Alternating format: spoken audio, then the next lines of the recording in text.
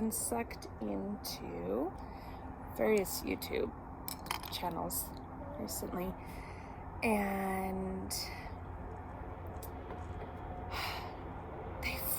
I don't know, everybody's just so happy and has their own like little rhythm, and it gave me some ideas, so I thought this morning maybe join me while I knit out on my patio. It's chilly this morning. Also really loud. I tried to find my normal headset. It's like a little more noise canceling, but no luck, so I guess we'll just give this a shot. And since it's cold this morning, I actually have hand knit socks to put on this morning.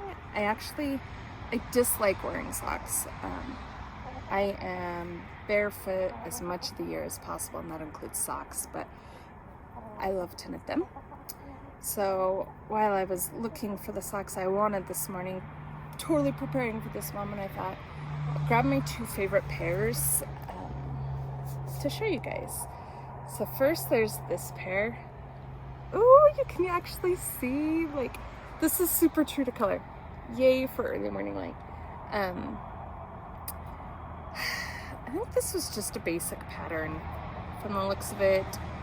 I have partridge heel. I don't remember what the yarn is. I should find it because I absolutely love it. I do have some left over, but I don't know where it's at. They did felt a tiny bit, so we'll see if they fit. Oh no, they don't fit. It's been a really long time since I've worn them. Don't remember whose channel I was watching the other day that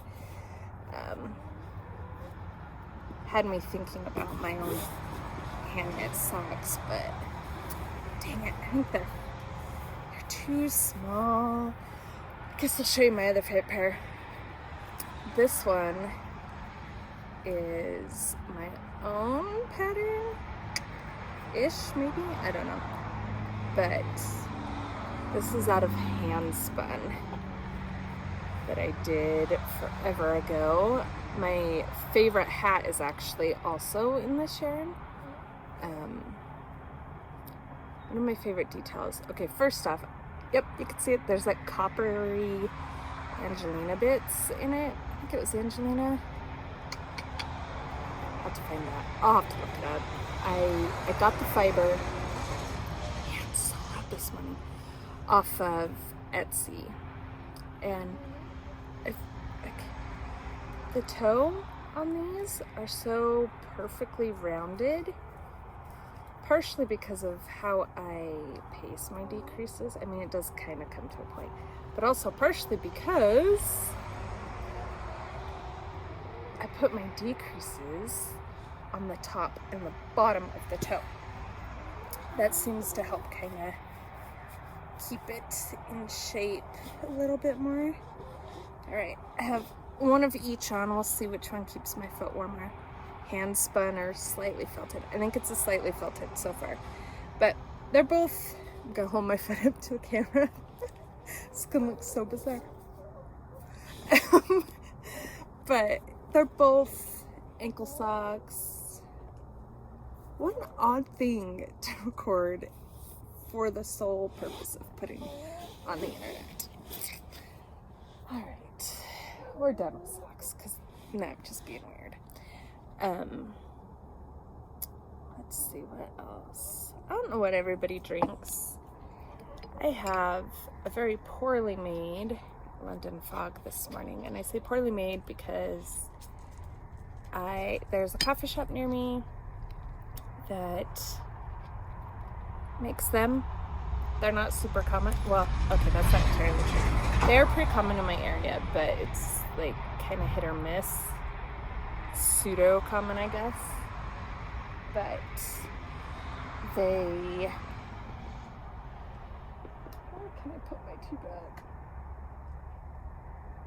I didn't plan this part very well. The place near me that does them, I do not like how they do them.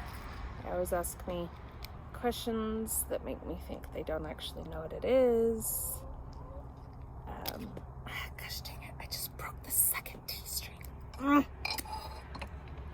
But I love them so much, even when they do irritate me, that this morning when I got up, as I plotted what I wanted to do, I thought, I'll make one. I have all the items. A couple years ago, I had a friend get married, and when I went up for the wedding, that was the first time I'd ever had one. And so when I got home from the wedding, I got a bunch of the supplies, like the lavender syrup and all of that. So I've had them forever. I know how to make them. I still prefer to have other people make them because I'm lazy. But mine is poorly made this morning because I got everything into my cup and then pulled out the lavender and pulled out the vanilla, and they were both mostly gone. In fact, I had to add hot water to the bottle of the lavender so that it would thin out enough that I could pour it. So we'll see if this is, it's gonna be crappy. I just know it. Okay, not too bad. If you've never had one, make one. Delicious. You know what? I'll even put the link down below for the recipe that I used, because it was the first one I'd picked based off of the one I got during my friend's wedding, and it turned out to be just like chef's kiss. Look at my cup.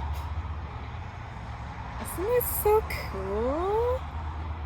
I went to a retreat last month, end of the month, and a knitting retreat, the Rocky Mountain Knitters Retreat, I do believe it's called. It's down at Alta Lodge in Utah.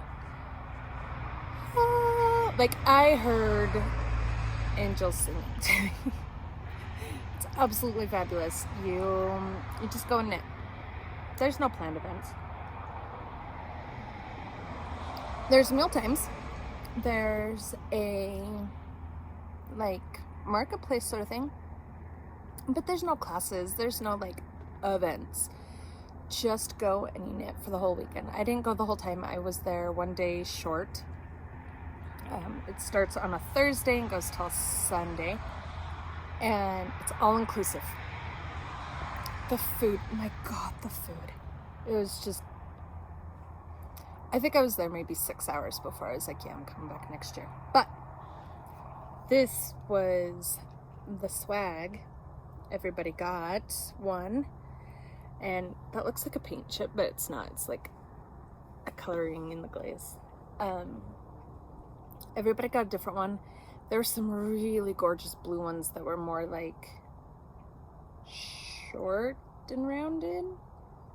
Not that it matters, but look, like my notches here for, I freaking love this cup so much. I was so excited when I realized that this was actually mine to keep and not just like in the room.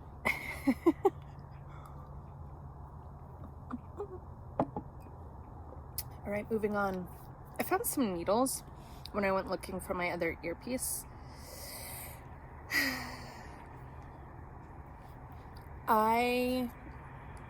Not this summer, the summer before, we did summer camp for work. Just a series of videos, various techniques. Like one of mine that I did was on the various tests that you can do with your fiber to see, like mystery fiber, decide if it's, you know, natural fiber versus not, blah, blah, blah, blah, blah. And I had gotten my microphone for then, and so, but I was like doing it out in our camper so that I had, you know, quiet, wasn't dealing with traffic, all of that. And so I went out there to see if it was still out there. It was not, but I found mystery needles. They're a size I don't normally use. It's not a brand I normally use. And I say mystery needle because they were just sitting on the table out there. I have no idea what brand these are. Does anyone, if you know, pop it down in the comments. We'll see. Maybe someone knows.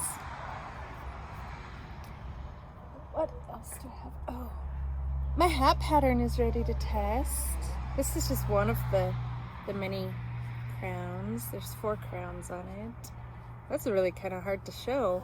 My socks are great in this light. My hat's not so much. This is one of them. Let's put on. God, I always look like a numpty in hats. And I'm convinced it's because my hair. It's just too short for hats to look good. I want to look like a fall feel-good sitcom where everybody looks just gloriously, perfectly October in hats, and I do not. However, check it out. Look, you can even see my little pony in it. Like, I have, this is, look at my paint. This is a slouchy hat, but it's, as you can see, accommodates hair, earbuds, glasses. I mentioned glasses because I've had hats in the past where they fit perfectly until I go to put on glasses, because I mean, if you're not a glasses wearer, you might not realize this, but I mean, that pulls it away a fair amount. So if you've got like super snug, thing just look dorky. It doesn't fit right. Anyways, if you want to test my hat pattern, feel free to leave a comment. There are 4 crown styles. I have 3 testers. 1 is testing style 1, 2 are testing style 2. It's a quick one. I can finish it in like 4 or 5 hours. And that's from cast on to ends woven in and soaking. That's a Cascade yarn, by the way. Cascade Duo, maybe? I don't know. The color transition is usually smoother. I did have to do a Russian join at one point, and you can kind of tell because it's kind of an abrupt switch, but overall it's not too terrible. I don't mind it. So yeah, there's that. It does not have a name yet. I can't think of one.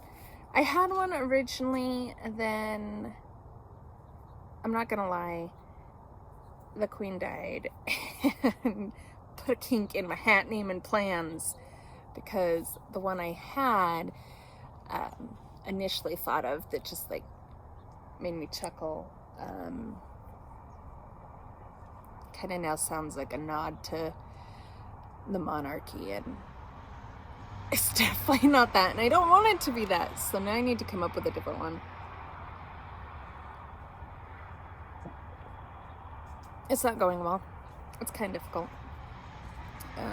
But pattern's written, it's being tested, my first actual test night, so that's kind of exciting. So far all the comments are good on it, which is validating. I was really worried about how to format it because there are so many crown options, but so far no complaints. Now, only one person has gave me commentary, and I think they're mostly waiting until they're done to give me all of it. The one that they gave me the other night was about a clarification for, like, not necessarily because the pattern is difficult, but because my wording was clunky, and I even knew that. I left myself a note saying I need to go back and kind of retweak this particular portion, and I was right. She verified it. Come here. I have my chickens out, and there's one trying to get up in my lap. Anyways, yeah, hat. So I do have 2 more. one or two more, I think it's two, hat patterns I want to write up. One is kind of a play on one of the crown styles, kind of, but not. And then one is a totally different hat. So I'll do those ones here soon. So while I was writing out all my details and double checking the math and everything, I had them all like stacked on the table next to me. And my middle child was like, "Mom, how many hats do you have?" And I was like, "Out here? Like just that pile?" And she's like, what do you mean out here?" And I was like, "There's more in the bedroom." And she's like, "Let's go count." And I was like, "We don't need to count, because I know I have a lot of hats." And I did end up having to count. I'm doing a fair here in a couple weeks, and so I did need to have a basic idea of how many I had on hand, because I do intend to take all of these. I had 16 hats readily available that could walk out my front door and be sold, meaning ends woven in, blocked, details logged, all of that. Easily accessible, meaning I didn't have to dig through bags. These were just ones I could walk into the room and immediately spot. 16. That's not counting the 3 in my own personal rotation, or the one I had cast on that night, which was this one. Yeah, I have a hat issue. I really like to make them, don't necessarily like to wear them. So we have 3 chickens. One of them has jumped. You know what? I need to take a picture. I'm going to take a picture. I'll include it in this point because this is just absolutely ridiculous. She is up on top of our grill. And just hanging out. Trotting along, making noise. Anyways, enough about hats. Let's get on to the knitting. I kind of want to just start like doing, I hate the phrase, it's so hokey, a knit and chat sort of thing. A few of the podcasts I was watching the other night, they all kind of do that. They just do this really casual, hey, I'm just gonna chat about knitting while I knit. And I really liked it. I just hit my tooth.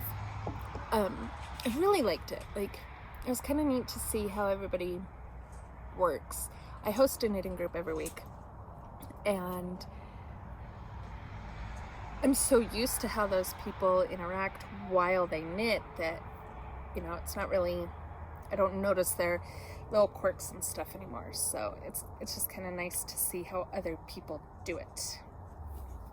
Last year, I had a custom order for some stockings. The lady who was wanting them, the knitter in her family had passed away, and since their passing, that chicken is now on top of her air conditioner, hellbent. The knitter had passed away, and since then they'd had a handful of people join the family, whether it was via marriage or birth, whatever. And they wanted some stockings to match the rest of the families. And when I initially agreed to do these, I don't know what I was thinking, honestly. She ended up letting me know that some of the stockings in this family are like 50 years old. I was not adding to like a new tradition. I was adding to something that is very well established. Which, you know, no pressure. She had 2 pattern designs. One had a Santa and one had a snowman. And she actually wanted 5. But unfortunately, only the Santa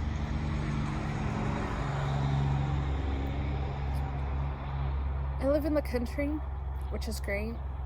very low traffic except for the road directly behind my house. It's kind of a main road. It's a county line road.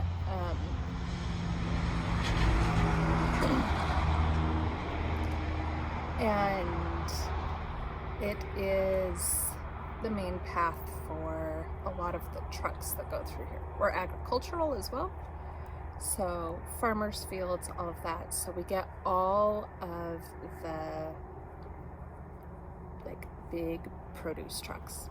Anyways, back to the stockings. The Santa stocking was the only one they actually had a pattern for, and that is because the snowman design was kind of done freehand using the base from the Santa one. And I was like, okay, not a big deal. I can do the Santa one. You have a pattern. Agreed to it, worked out details, and then realized these stockings are a vintage pattern and it's intarsia, which means done flat and seamed. And they were kind of tricky. The pattern itself is done on 6s, needle size. But to get gauge, using what I thought was the right weight yarn, I had to go up to 8s. Excuse me. And even still, it was kind of smaller than I wanted. They ended up being a little more than 6 inches wide. Her original ones are more like 7-ish inches wide, so that's a fair amount of difference. She loved the ones I made, enough so that she requested I still do the snowman ones. So that is what I'm working on right now. This woman is an absolute delight to work for. She understands enough about knitting that she realizes the time it takes. So the last year's, the timeline I was on was my own doing. She had no set timeline, and like started before Christmas, but they didn't get to her until after, and she was totally fine with that. She understands that there was going to be variations between what they looked like, even though I was using the same pattern, because, you know, every knitter's different, but then also yarn is different, and blah, blah, blah, blah, blah. So she's just a dream to work with, which means I also get a little bit of creative liberty when it comes to these. The original snowman ones, unfortunately, it's also a time of day when everyone's going to work. The original snowman ones,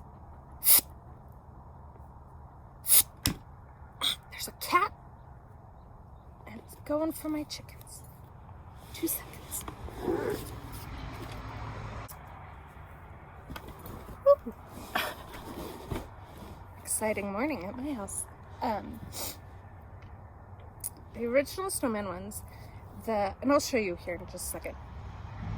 The lower portion of the snow, that would be like the hill, I guess you could say, is definitely in a textured yarn, but I could not quite tell. And while this person understands knitting, they don't have all the same working knowledge that a knitter would. So asking some questions doesn't get me a whole lot of information. And I reverse engineered this design from 2 pictures, a front and a back. So in the bottom portion, it was like, you can see the texture, but they're older pictures. And anyways, I had originally bought an alpaca yarn that had a little bit of a halo in the skein, and I thought it was gonna be perfect.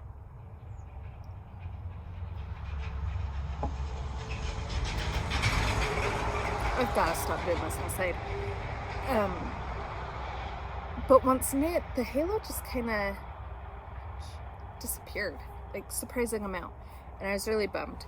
I'd figured out a way to make it work, but it wasn't what I wanted.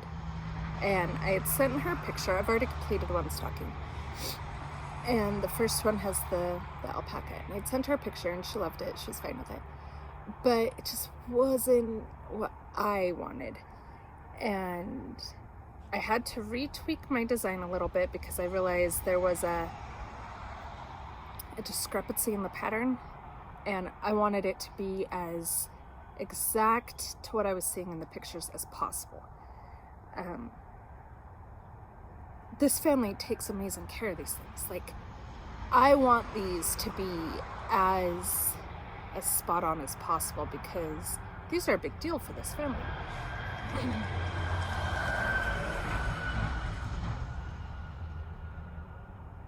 I will find my mic for next time. So the other day I was at the dollar store, and I was mostly looking at Cricut items.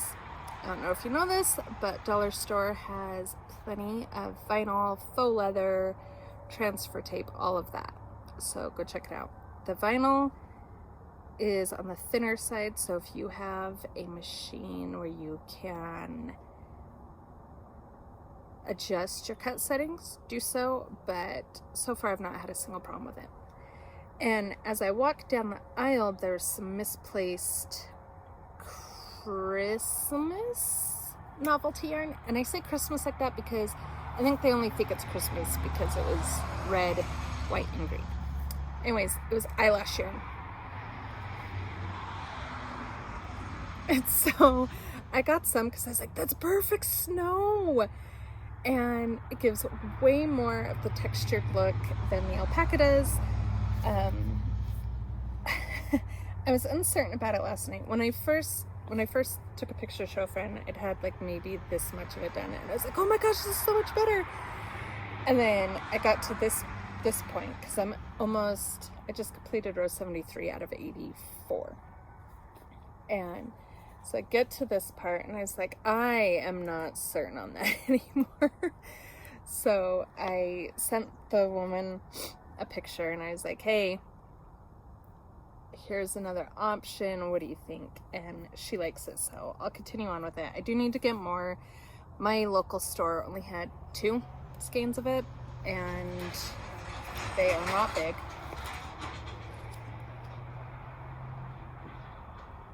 $107 yards. This is some of the softest eyelash yarn I have ever felt. It is honestly, and this is not me being all, ooh, gotta sell it. This is 100% honesty. This is as soft as the alpaca that I got initially. And it's, there we go. It's quite a bit thicker than most. The label claims it's bulky. It's not. I have it paired with just some basic acrylic, worsted weight, and it hasn't changed my gauge. So I really don't think it's a true bulky. I know it's not true bulky. They say that for a lot of novelty yarns just because,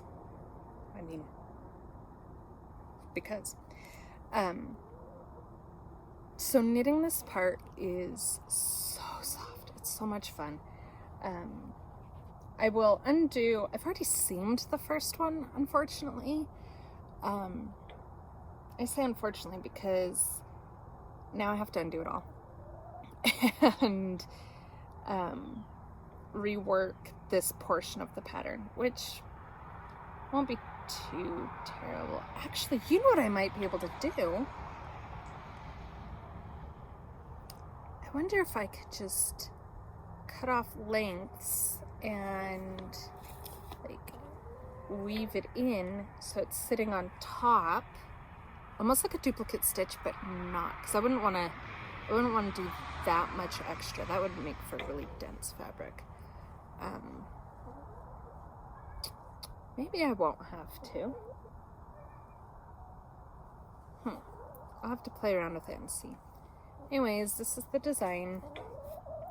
Completely reverse engineered based off of pictures. So he gets eyes and buttons and all of that, and then the name goes down here. It is seamed, like I said, and because I have so many colors here, the Santa ones I hated seaming.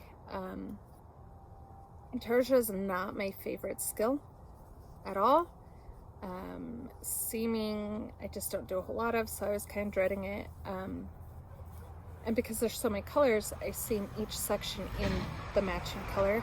That way, as it gets stretched and fabric flattens out and all of that, you don't see a blue seam yarn underneath the white or anything like that. I want it to be,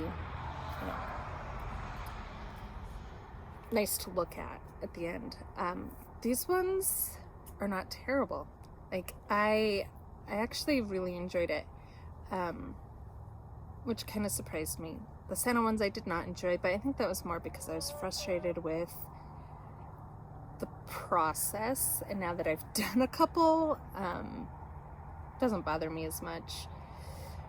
This is ridiculous.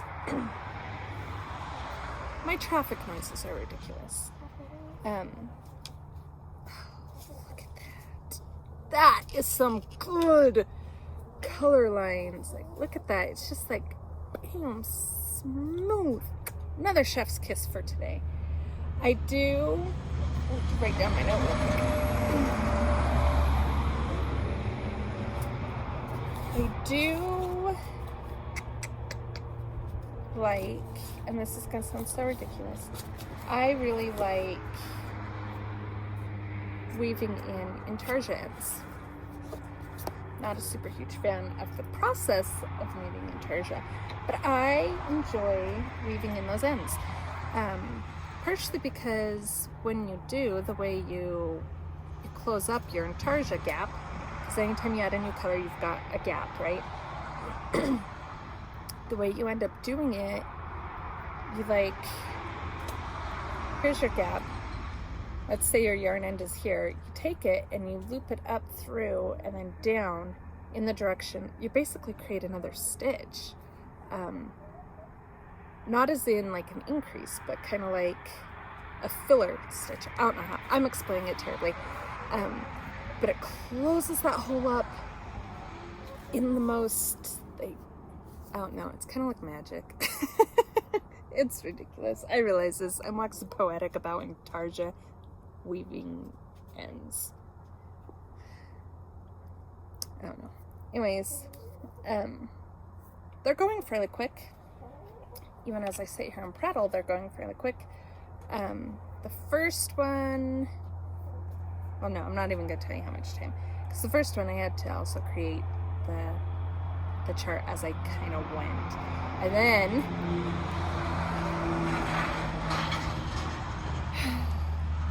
then I forgot to save my chart and had to redo it when I was about halfway through, which was not fun. If you want to learn how to play around with charts, Chartminder, and I'll link it, is awesome. You can save them, you can do color, you can do symbol. One of my favorite things is actually knitting mode for it. Once you get it all on there, you click knitting mode and it highlights just the row that you're on. And then you can, move it up or down, however many you need. I kind of like that, actually. I created the chart in that, and then I printed it out. I'll grab it. So, that's my background. Snow, you can see it all. I didn't fill in this part with the snowman color just because it's really nice. So my blank squares here are where my decreases are actually, so you can't see the symbol, but it's there. And since I have this up, my little Cocoa Knits portfolio thing, it's got metal in here, and then a bunch of magnets so you can hold your pattern on. I think you're supposed to be able to like prop it up like that kind of portfolio. I'm not a huge fan of that particular aspect, just because the actual case part is like a paper, like a cardboard, and so it's kind of, I don't know if you can see, it's kind of like, it's not warped, but it does, I mean, anytime you prop open paper like this, right, it's not gonna stay nicely shaped. They have other accessories like a bar ruler, like a longer one. These are just 2 magnets. Lots of accessories you could get for it. When I bought it, I thought I was going to love it and that I'd use it all the time, and that is not the case. The only reason I'm using it right now is because I have the base pattern pulled open in Knit Companion. Absolutely love Knit Companion. But since I had to create a different chart, the chart portion of the pattern doesn't apply to me. So I needed to be able to see it, but also still be able to see that part of the pattern. So it's kind of like I have 2 patterns open at the same time. So I printed the chart for reference, hold it in there. I could see how it would be useful for some people. It's just not useful for the way that I prefer to go about things. Worth looking into. I really do like the magnetic aspect of it. I also know there are other options out there.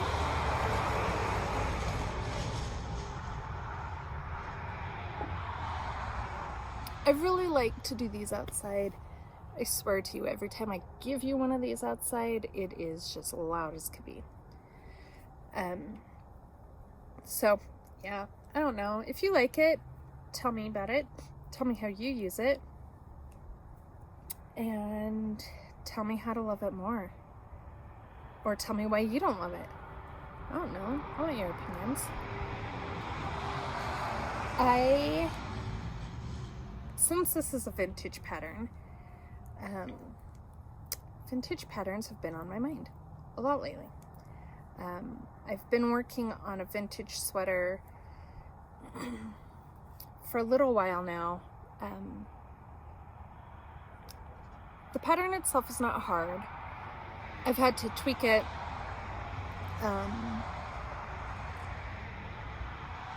Okay, that's a lie. I haven't had to tweak it.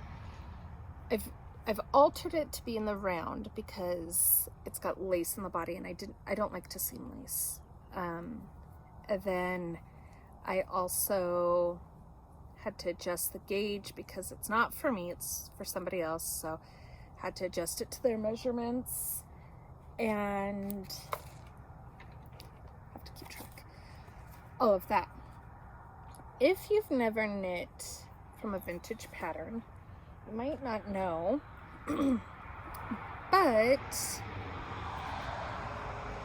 there is a big difference between vintage patterns in how they write, yarn sizing, needle sizing, wordage, all of it. So it can be an exercise in patience, and it's really interesting.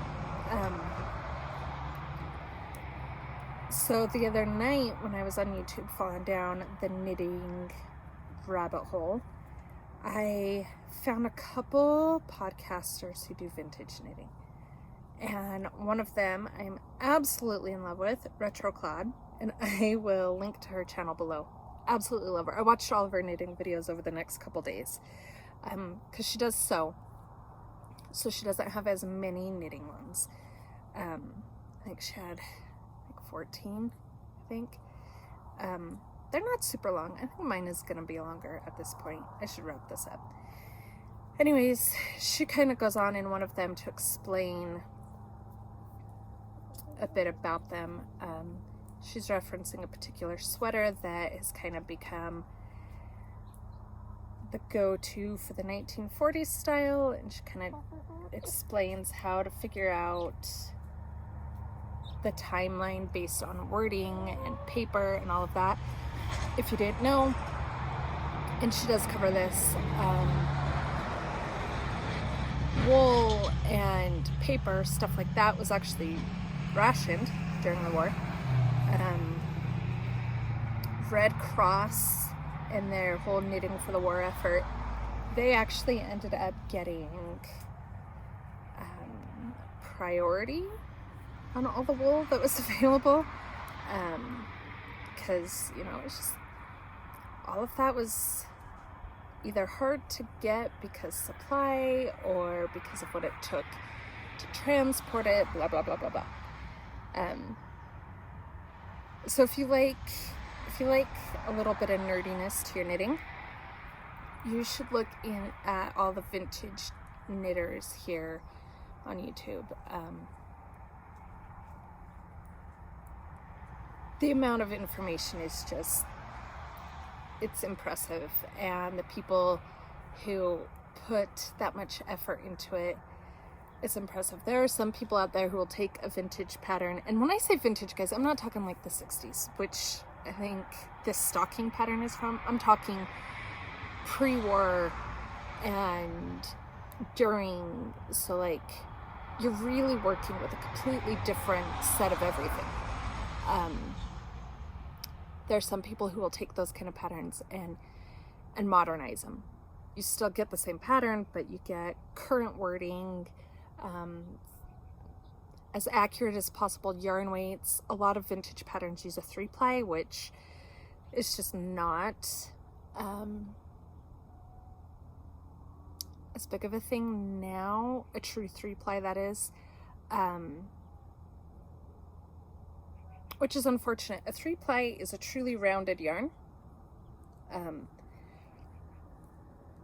which gives you a different, like, your stitch definition, your yardage, all of that is just different when it's a true 3-ply.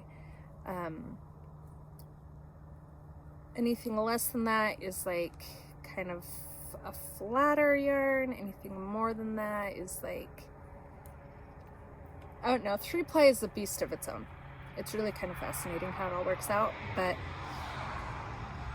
yeah, I forgot where I was going with that. I'm watching my chicken try and escape the yard. Anyways, Retro Club, the way I actually found her was a stash busting video. She had, I do believe she had moths in her stash. So she gets it all put in the freezer, gets it all cleaned up, and as she's organizing, she realizes, you know, I have a lot of yarn. So she wants to see how much she can work through. Currently, she only has July and August stash busting up, and I am like, I cannot wait for her to get September up. I want it up so badly. So in her original video, she's like going through and she's basing, one skein of yarn is equal to 50 grams. So she tallies all this up, and she tallies it that way so that she can do, so she can get like partial skeins accounted for and everything, and oddments and all of that sort of stuff. And she's like, okay, I know I have a lot. And then she gets to the end, she's like, oh my gosh, I have so much, like 160 something. So she's like, okay, I've got to get this used. Gets it all organized based on weight, I do believe. And she doesn't count stuff that is a current whip. So there's a handful of projects that don't necessarily get counted in at the beginning, but once she finishes up, then she, like, there's an ebb and flow to what your yarn is, right? The first video is so awesome. So she's like, oh my gosh, I have so much. I need to do this, I need to do that. And then she's almost to the end. She has her tally and she finds more yarn. She finds it in her freezer, it ends up being quite a bit more. She gets that added in, and then she remembers 2 cones of yarn. She's like, I can't believe I forgot this yarn. So then she has to add that in. So she goes from like 160 something to I think 180 something. I don't know. It made me giggle so much. So July, she ends up using not as much as she thought she was going to, because she did like this pair of vintage socks that are of a make, do, and mend sort of setup. And if you're not familiar with that, there were patterns designed to use up what you had available. So like smaller amounts of yarn. So you might end up with something that has a lot of stripes because you're just making do with what you have. Or they're designed in such a way that makes mending easier. For instance, socks, your sole, toe, heel, all of that wears out quicker than the top of your sock, just by default of, you're walking. So some of those patterns will make it so that the sole is attached to the body of the sock, the instep, so that when you get a hole, you can just unravel just the sole and reknit it. They're really kind of neat. So she made a pair of socks and a hat. Like, she worked through all these patterns. She's like, oh yeah. And you could tell that, like, these are patterns that you would work up and you think you're gonna make a dent, and she did not. She was like, oh my gosh, what was I thinking? Of course I did. This is all like scrap yarn projects, basically. And then in August, she used up more. I think she knit about the same number of projects, but like one of them was a bulky weight sweater. That's going to use up more by default. I have loved it. And in each of the videos, she talks about the patterns that she uses, and then at the end, she tries it all on for you, so you can see what it looks like. And I love it. I sent it to a knitting friend who ended up binging all of her videos. I'd sent a clip to my sister, who is not a knitter or crocheter, and she loved her so much. The following morning, she ended up watching 2 of her videos. So I'll link her. Absolutely love her. I cannot wait for September's. She sews vintage as well, so if you like sewing, totally worth checking out. So all of my binging on her stuff has me doubly in the mood for vintagey goodness. I'll probably pull out my sweater later today and work on that. Because they're just so much fun, and they are just totally different. If you're curious to see what a difference that makes, Exercises in Knitting by Cornelia May.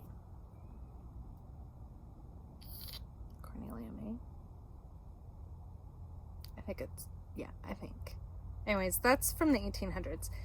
I got it free on Kindle. 1800s puts it in public domain, so you should be able to find it fairly easy. That is a perfect example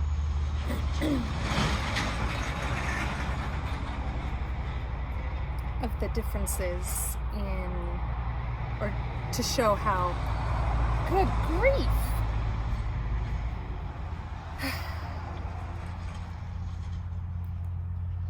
perfect example to show how much that all changes. I've been working through that book myself.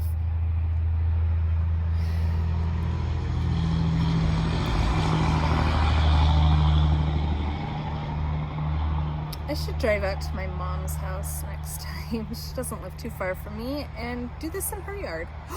Actually, that's not a bad idea. She has a great backyard. Anyways, I've been working through the book. helping people learn how to read vintage patterns and stuff like that. Yeah, it's fun. I did end up looking on free vintage knitting, free vintage patterns, free vintage knitting, and found a sock pattern that I will probably make. It's as a sock, but also take the body pattern and tweak it a bit and make it into a hat or something, because it's actually really kind of cool. I think they call it herringbone. Yeah, herringbone sock or something like that. And the image is just black and white. The image totally made me think herringbone. Knitting it, because I did do a swatch,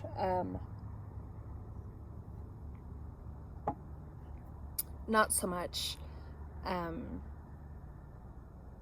It's kind of one of those ones that give the illusion of something else. I mean, it still, I guess, counts as that, like, because you still have the V shape and stuff, but I don't know, it's heavy on the pearls, which in a sock is kind of annoying because, you know, back rub, but also in the round, not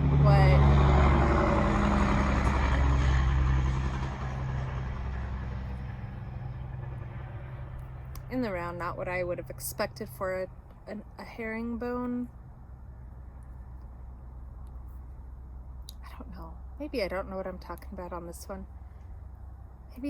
Maybe it is a true herringbone. No, it's not. It's just not. I don't think.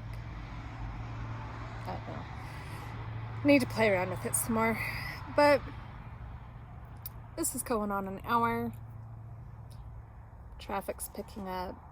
I should probably go inside. I think my dogs are on the couch causing chaos. They like to do that. Go in and get on with my day. I think I'll do this more though, because I don't know, I kind of enjoyed myself. A little reprieve early on in the morning. I waited until my kids were out the door for school, and I don't know, it made it so that I like got up and got going quicker for my day.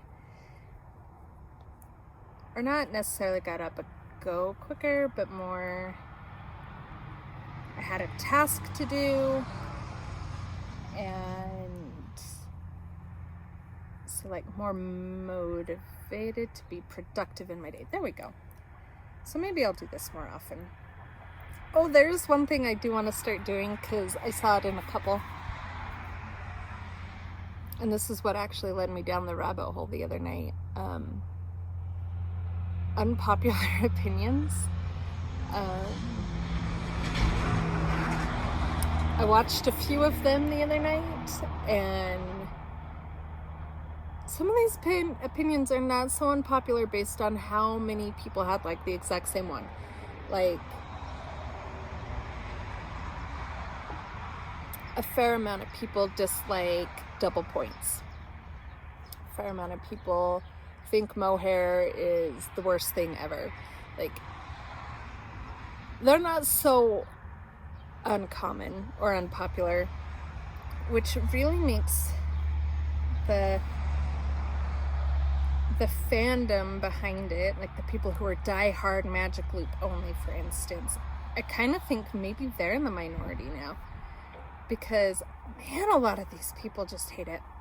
I was kind of expecting a more, I dislike this designer, or I dislike this concept. Surprisingly enough, there wasn't really much in the way of that. There was one I saw that very much was kind of designer specific, but without being so. It was something like, I dislike pattern names that are just numbers, like Cardi number 4 or whatever. And that is a very specific designer who does that. And they actually listed off 2 patterns, and one of them I have in my queue. So I knew exactly which pattern it was and who it was for. But I was kind of surprised I didn't see more of those sorts. I don't know, that might be fun to do. Maybe I'll, if anybody watches this, which I don't think anybody watches these at this point, mine that is, feel free to give me your unpopular opinion, even if you think it's not unpopular. Tell me your opinions. Maybe I'll put it out on my Instagram as well. I wouldn't mind more interaction with everybody. I don't know. I don't know how many people watch these consistently, or if they're like me and they get a hair in their backside and decide to Google late night instead of being an adult and going to bed. I don't know. Anyways, hit 56 minutes now. My drink is almost gone. The last few swallows are definitely cold at this point. And so I'm going to wrap this up. Go edit it, get it posted. I do have another video that I need to edit and post, but I think it's a little outdated now, content-wise, so maybe I'll redo that one tomorrow or so. I don't know. We'll see. I hope you have a great day. I hope you get a chance to knit, and I hope you'll come join me again for some more early morning knitting. I'd say sunrise stitching or something dorky like that, but the sun is very much up and was up by the time I got out here. So, all right, I'm gonna stop prattling. Have a good day.